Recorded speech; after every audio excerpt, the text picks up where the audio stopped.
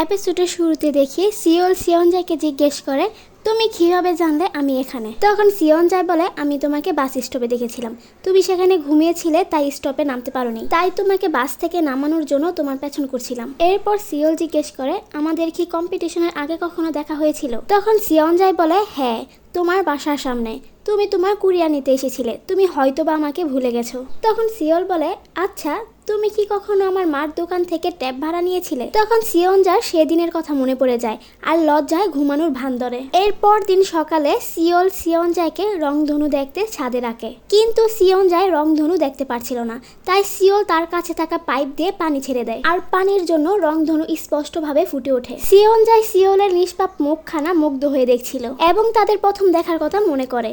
তখন সিওলের মা তাকে এভাবে পানি ছেড়ে দুষ্টামি করতে দেখে সিওলকে বকা দিতে দিতে ছাদে উঠছিল। সিওল তার মাকে দেখে ভয়ে সেখান থেকে পালিয়ে যায়। এরপর সিওল স্কুল যাওয়ার জন্য বের হয়ে দেখে সিয়নজাই তার জন্য অপেক্ষা করছে।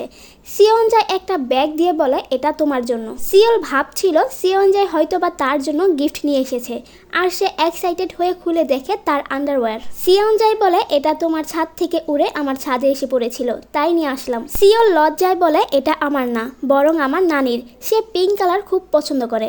তখন সিয়নজাই বলে আমি কি তোমাকে জিজ্ঞেস করেছি এটা কার? এরপর সিওল কাল রাতের জন্য সিয়নজাইকে থ্যাংক ইউ বলে।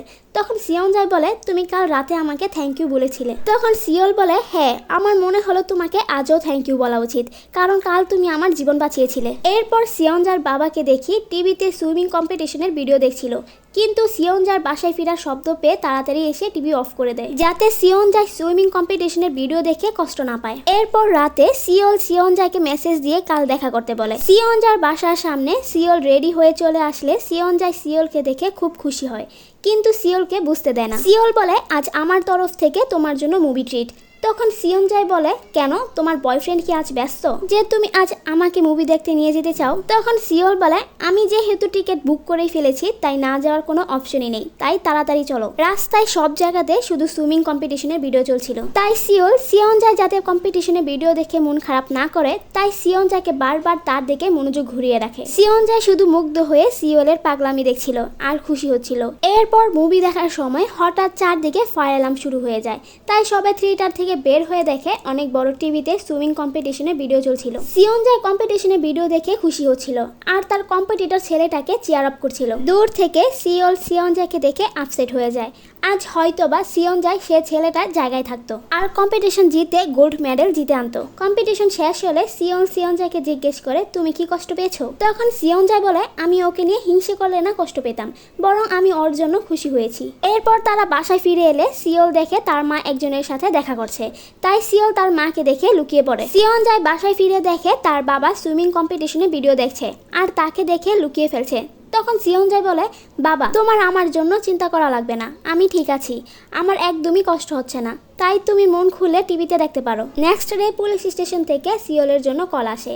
কাল রাতে তার পার্স হারিয়ে গিয়েছিল, যেটা পুলিশ খুঁজে বের করেছে, কিন্তু তার মোবাইলটা তারা পায়নি। তখন সিওল পুলিশ স্টেশন থেকে বাসায় যাওয়ার পথে ব্রিজে অনেক লোকজনের ভিড় দেখে, সেখানে একটা মার্ডার হয়েছে। তখন সেখানে একটা চাবির রিং থেকে জুনজুনি শব্দতে সিওলের কিছু ফ্ল্যাশব্যাক মনে পড়ছিল, সেটা তার অ্যাক্সিডেন্ট রিলেটেড ছিল। আমরা দেখি সে লোকটার কাছে সিওলের মোবাইল ছিল।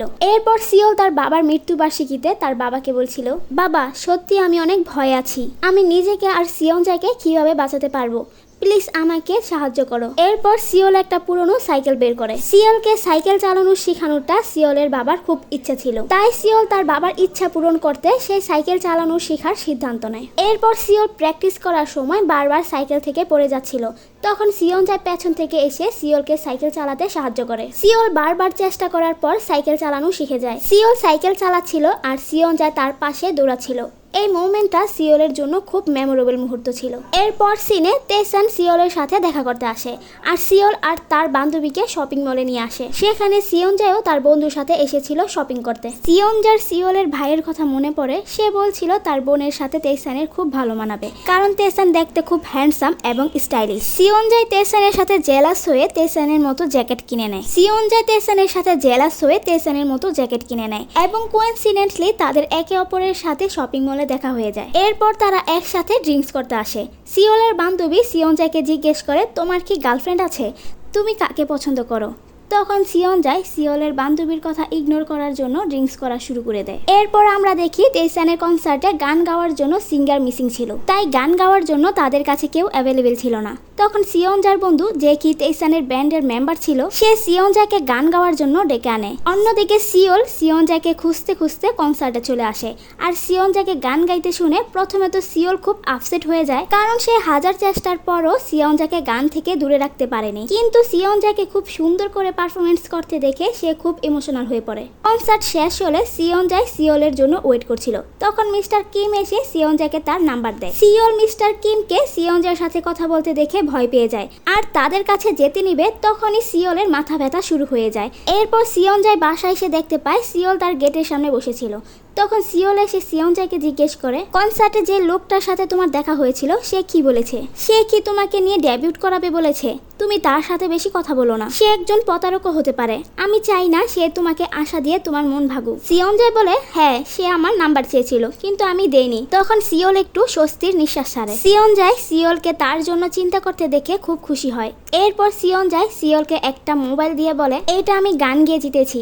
আমার মনে হলো এটা সব থেকে বেশি তোমারই প্রয়োজন, কারণ তোমার কাছে এখন মোবাইল নেই। তখন সিওল সিওনজার উপর রেগে যায় আর বলে, তুমি এত ফালতু একটা জিনিসের ব্যাপারে এত কেন চিন্তা করছো? তুমি একটু সেলফিশ হও আর নিজের ব্যাপারে ভাবো। তুমি অন্যদের ব্যাপারে কেন এত টেনশন করো? সিওলের এই সব কথা শুনে সিওনজাই রেগে যায় আর সিওলকে বলে, তোমার মোবাইল নিতে ইচ্ছা করলে নাও, না হলে ফেলে দাও। সিওনজাই রুমে গিয়েও এই সবের কথাই ভাবছিল। পরের দিন সিওল কানে ইয়ারফোন দিয়ে রাস্তায় হাঁটছিল। তখন হঠাৎ বেখেয়ালি রাস্তার সামনে এসে পড়ে। তখন সিওনজাই এসে সিওলকে বাঁচিয়ে ফেলে। তখন সিওনজাই বলে, তুমি বলেছিলে না নিজের ব্যাপারে ভাবতে, তাই আমি নিজের ব্যাপারে ভাবছি। তুমি তেইসানের সাথে ব্রেকআপ করে ফেলো, কারণ আমি তোমাকে লাইক করি। এটা শুনে সিওল একদম অবাক হয়ে যায়।